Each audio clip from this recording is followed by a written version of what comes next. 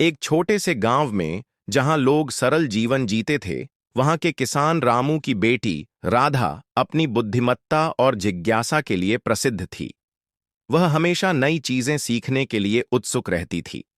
गांव के पास एक पुराना पुस्तकालय था, जहां राधा अपना अधिकतर समय बिताती थी।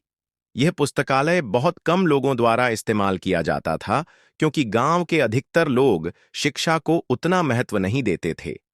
लेकिन राधा के लिए यह जगह किसी खजाने से कम नहीं थी।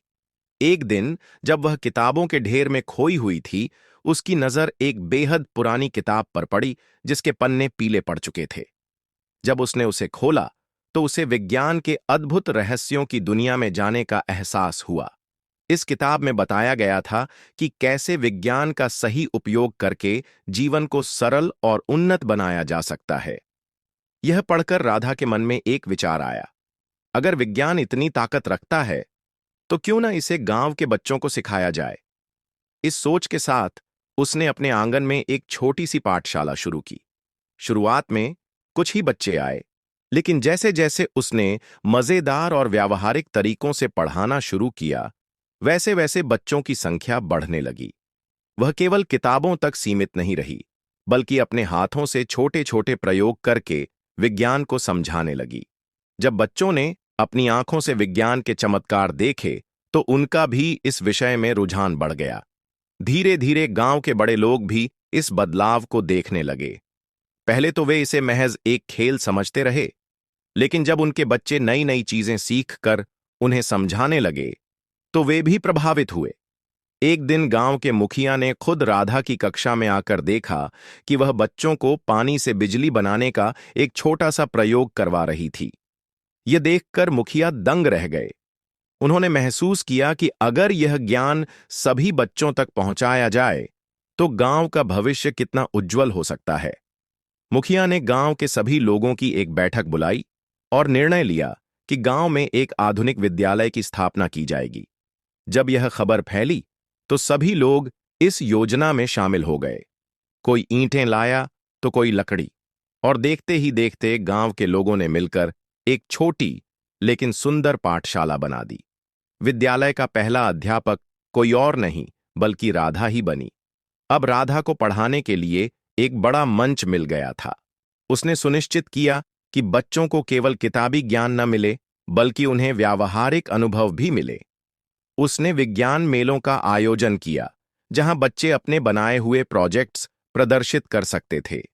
इनमें से कुछ आविष्कार इतने प्रभावशाली थे कि पड़ोसी गांवों के लोग भी इन्हें देखने आने लगे। राधा की प्रेरणा से गांव के कई बच्चे उच्च शिक्षा के लिए शहर गए और वहां से लौटकर अपने गांव के विकास में योगदान देने लगे। अब गांव में बिजली, स्वच्छ पानी और आधुनिक खेती के तरीकों का इस्तेमाल होने लगा। पहले जहां लोग सिर्फ पारंपरिक खेती पर निर्भर थे, अब वे नई तकनीकों से खेती करने लगे, जिससे उनकी उपज भी बढ़ी और मुनाफा भी।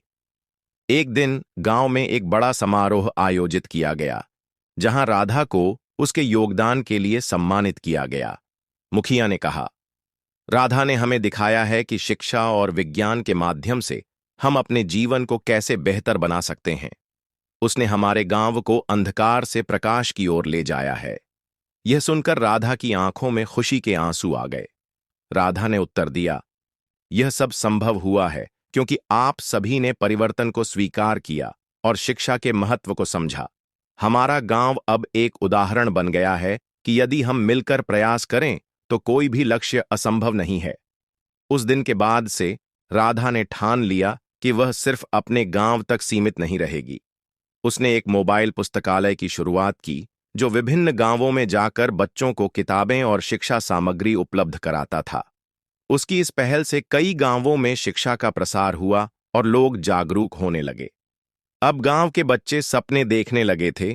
कोई डॉक्टर बनना चाहता था, कोई वैज्ञानिक, कोई इंजीनियर, तो कोई शिक्षक।